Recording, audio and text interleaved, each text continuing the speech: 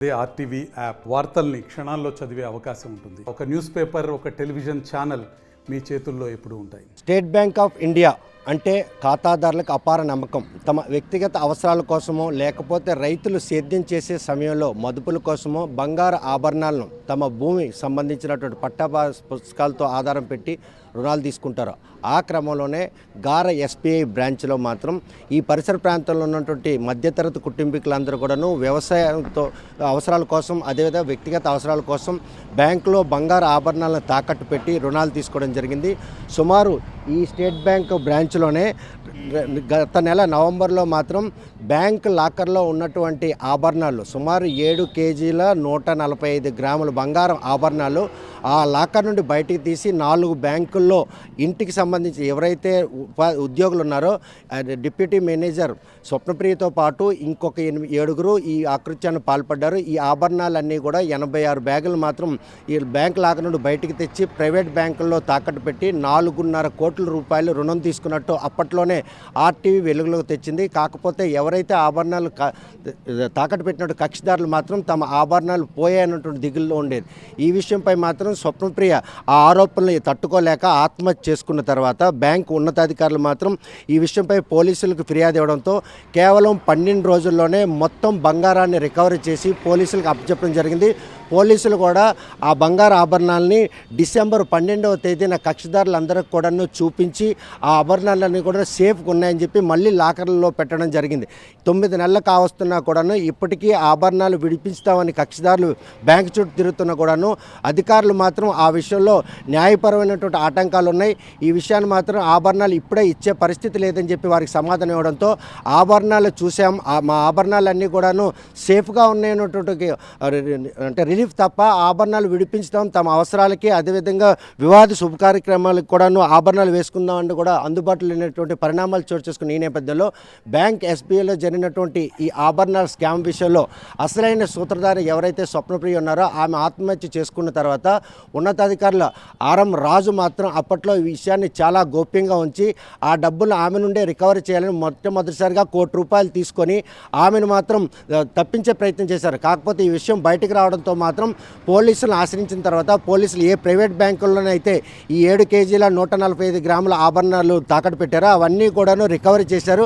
Recovery చేసిన నేపథ్యంలో మాత్రం 4,30 లక్షల రూపాయలు ఎవరు రుణం తీసుకున్నారు, ఆ డబ్బులు ఎవరు తిన్నారనే విషయాన్ని మాత్రం అటు పోలీసులు కానీ ఇటు బ్యాంక్ అధికారులు కానీ ఎక్కడ కూడా ఆరా తీయకపోవడంతో ఈరోజు కక్షిదారులు మాత్రం తీవ్ర ఆందోళన నెలకొనుంది.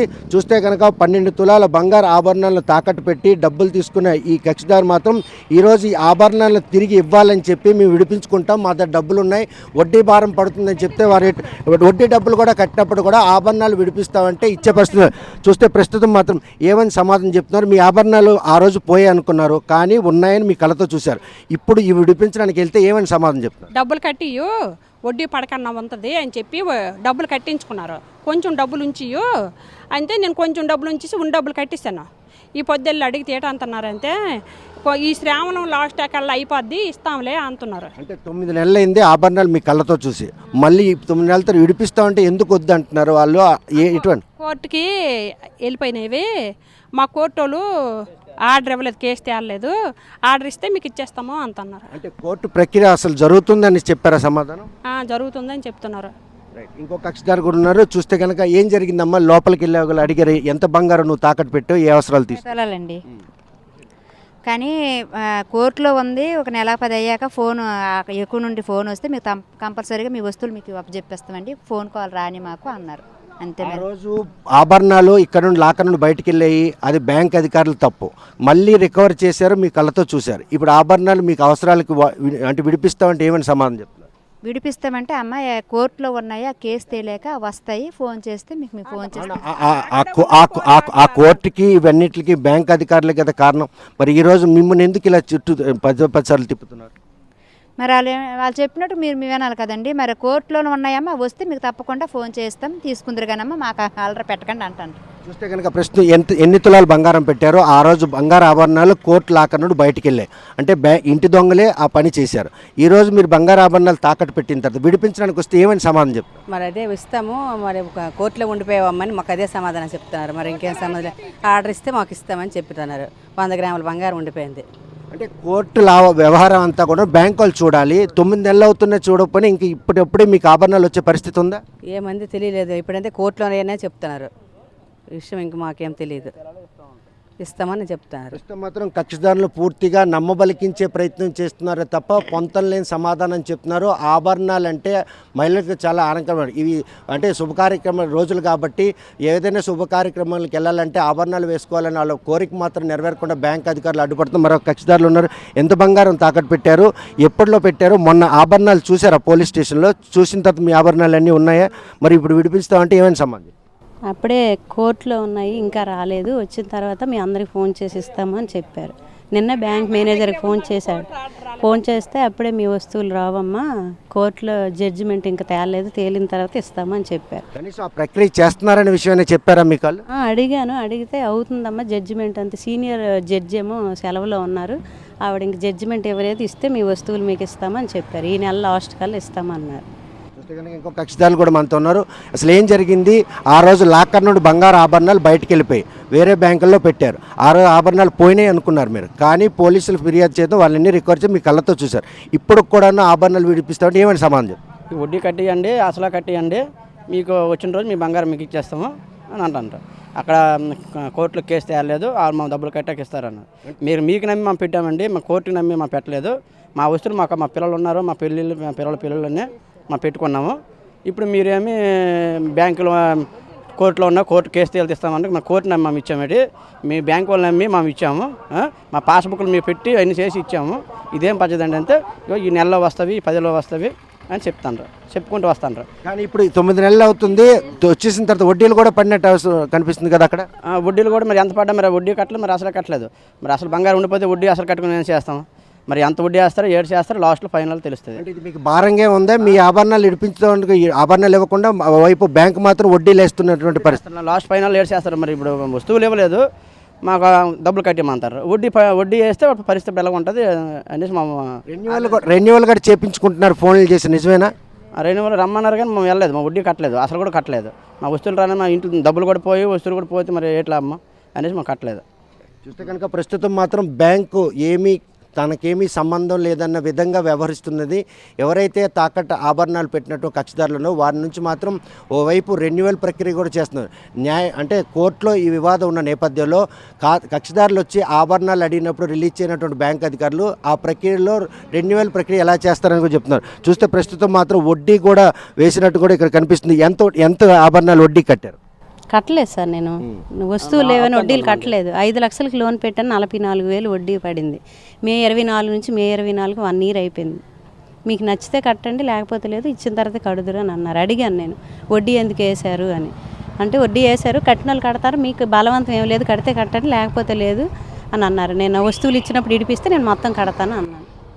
కానీ ఓవైపు బ్యాంకు తను ప్రక్రియ చేసుకుంటూ పోతే మీ ఆభరణాలు అడిగితే మాత్రం ఇచ్చే పరిస్థితి లేదా? ఇవ్వలేదు సార్, మొన్న మా పాప మెచ్యూర్ అయింది, ఫంక్షన్ కూడా ఇవ్వలేదు సార్. నా పేరు పేస లక్ష్మణరావు సార్, పేస లక్ష్మణరావు. మాకు మిస్సింగ్లో ఉన్నాయి కదండి వస్తువులు, వాటి పరిస్థితి ఏంటండి?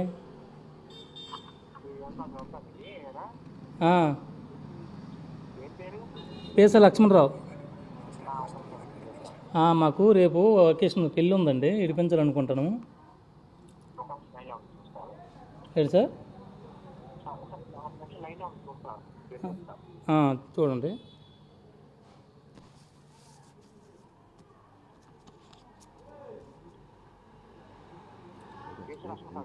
పేస లక్ష్మణరావు.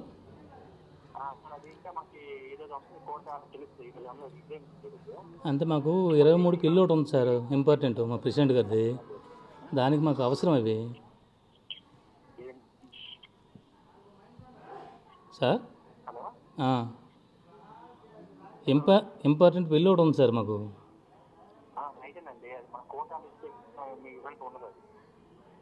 మీరు ఇవ్వడానికి ఉండదండి? కోర్టు ఆర్డర్ ఇస్తే అవుతుందా? అది ఎప్పుడు ఇస్తారండి? ఇప్పుడు ఇంచుమించు 6 మాసాలు 7 మాసాలు అయిపోయింది ఆల్రెడీ. మీరు ఇడిపిస్తానంటే మాకు ఇంట్రెస్ట్ ఎక్కువ అయిపోతుంది. మాకు డబ్బులు ఉన్నాయి అనిపిస్తానికి, మా డబ్బులకి ఇంట్రెస్ట్ పోతుంది. ఇప్పుడు మీకు పద్దు పెట్టిందని దానికి ఇంట్రెస్ట్ కట్టవలసి వస్తుంది మాకు. ఇప్పుడు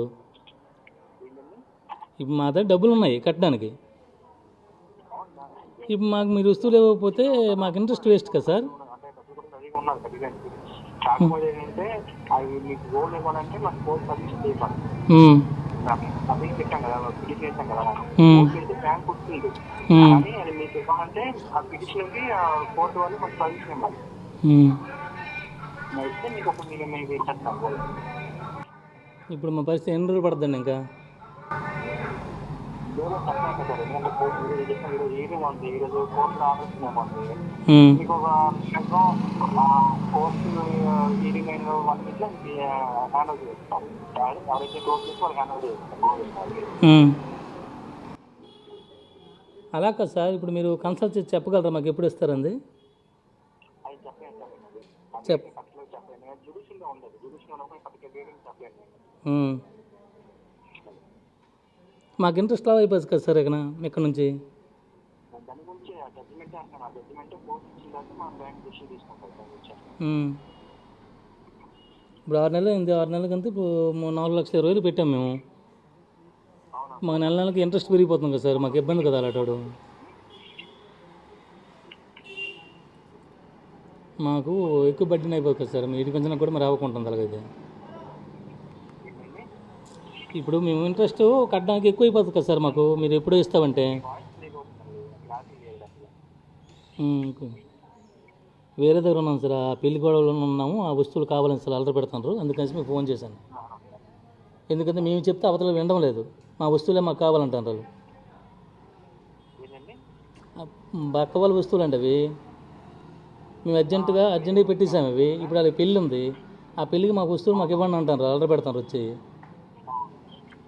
మీకు అడిగితే మీరు ఎలా సమాధానం చెప్తున్నారు?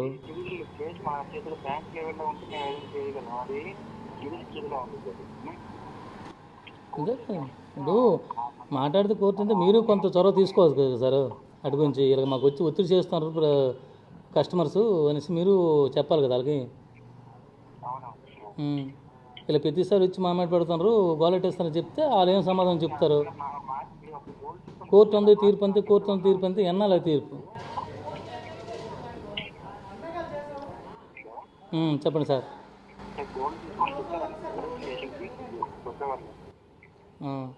సరే సార్, రేపు వస్తాను, నాకు ఏదో క్లారిఫై చెప్పండి మళ్ళీ ఏ రోజు ఇస్తారండి. సరే సార్.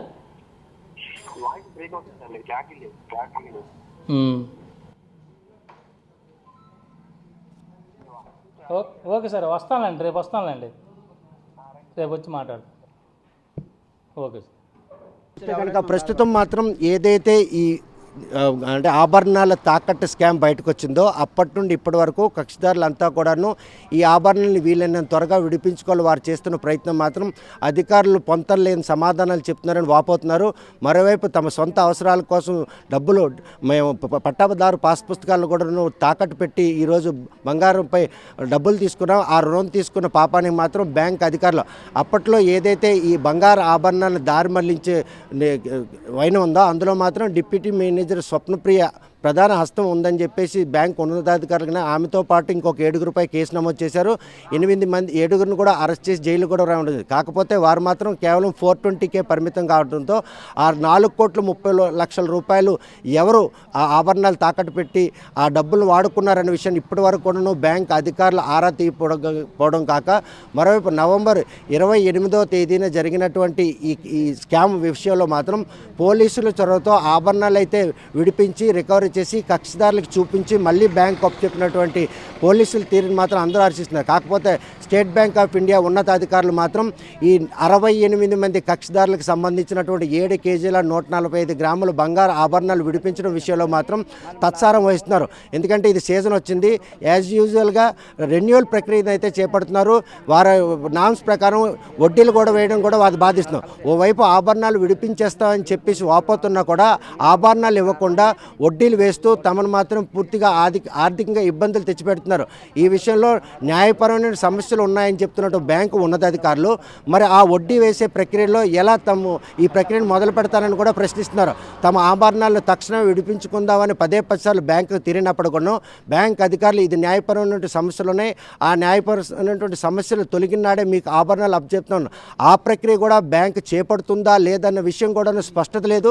ఈ తరుణంలో వారికి ఉన్నటువంటి ఏవైతే బంగారు ఆభరణాలు వ్యక్తిగత అవసరాల కోసం చేసినటువంటి ఈ రుణాల్లో ఆ ఆభరణాలు ఇవన్నీ కూడా శుభ కార్యక్రమాలు జరిగే రోజులు, పెళ్ళిళ్ళు, అదేవిధంగా వివాహ శుభకార్యాలకు వెళ్ళాలంటే మహిళలు మాత్రం ఆభరణాలు అలంకరణ అవసరం.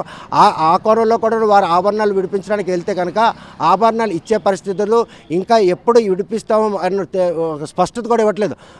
ఒకవేళ తమ దగ్గర డబ్బులు ఉండి ఆభరణాలు విడిపించడానికి వెళ్ళినా కూడాను బ్యాంక్ అధికారులు ఎందుకు ఇలా తత్సారం వహిస్తున్నారు, అసలు కోర్టుకు వారు ఏం సమాధానం చెప్తున్నారు?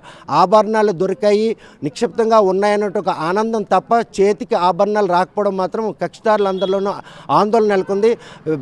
స్టేట్ బ్యాంక్ బ్రాంచ్లో జరిగినటువంటి ఈ ఆభరణ స్కామ్ విషయంలో ఇప్పటికే అప్పట్లో ఆరోపణలు ఎదుర్కొన్నటువంటి స్వప్నప్రియ ఆత్మహత్య కూడాను కారణం ఎవరನ್ನು కూడా ఇంకా ఇప్పటి వరకు తేలలేదు. పోలీసులు ఈ కేసును మాత్రం పూర్తిగా నీరుగార్చారు. మిగిలిన 7 కూడా అరెస్ట్ అవడం, జైలుకి వెళ్ళడం, తిరిగి వచ్చి యథేచ్ఛగా వారి విధుల్లో కార్యకలాపాలు నిర్వహిస్తున్నారు. కానీ స్టేట్ బ్యాంక్ ఉన్నతాధికారులు విజిలెన్స్ మానిటరింగ్ కమిటీ ఉంటుంది, వారి పర్యవేక్షణలో సీసీ ఫుటేజ్లు ఇన్నున్నా కూడాను మొత్తం 7 కేజీల 146 గ్రాముల బంగారు ఆభరణాలు ఆ లాకర్ నుండి బయటికి వెళ్ళగెళ్ళాయి. అది వెళ్ళిన తర్వాత ఈ ప్రక్రియలో ఎవరు ప్రధాన సూత్రధారులు అనే విషయాన్ని కూడా ఇప్పటివరకు తేల్చకపోవడంతో మరోవైపు కక్షిదారులు తమ ఆ బంగారు ఆభరణాలు ఎప్పుడు చేతికి వస్తాయన్నటువంటి దిగులు వారిని వెంటాడుతుంది. మరి ఈ విషయంలో పోలీసులు చొరవ తీసుకుంటారా లేకపోతే స్టేట్ బ్యాంక్ ఆఫ్ ఇండియా ఉన్నతాధికారులు చొరవ తీసుకొని వారి ఉన్నటువంటి ఆందోళనను తొలగించి ఆ రెన్యువల్ ప్రక్రియలో కూడాను బ్యాంకు స్వార్థంగా వ్యవహరిస్తుంది. ఆభరణాలు విడిపిస్తామని వచ్చినటువంటి కక్షిదారులకు ఎందుకు ఆ బంగారు ఆభరణాలు ఇవ్వడం లేదన్న ప్రశ్న మాత్రం తలెత్తుంది. మరి ఈ విషయంలో బ్యాంకు ఉన్నతాధికారులు సమస్యను సద్దుమణి చేసి కక్షిదారులకి ఆ బంగారు ఆభరణాలు తక్షణం ఇస్తారా లేకపోతే ఆ బ్యాంకుపై ఉన్నటువంటి నమ్మకాన్ని మాత్రం వమ్ము చేసే విధంగా వ్యవహరిస్తారా అన్న విషయం వేచి చూడాల్సిందే. State Bank of India branch నుండి వీడియో జర్నలిస్ట్ రాంకృష్ణతో సత్యం, RTV శ్రీకాకుళం. హైదరాబాద్ సుచిత్ర సర్కిల్ కి ఒక విశేషం. మీ లలిత జ్యువెలరీ సుచిత్ర సర్కిల్ కి వచ్చేసింది. ఆగస్ట్ 18న బ్రహ్మాండమైన ప్రారంభోత్సవం. Lalitha jewellery, A block, green park avenue, Suchitra road. మీ లలిత జ్యువెలరీలో ధరలు చెక్ చేయండి. డబ్బులు చాలా చాలా ఆదా చేస్తారు. డబ్బులు ఎవరికి ఊరికే రావు.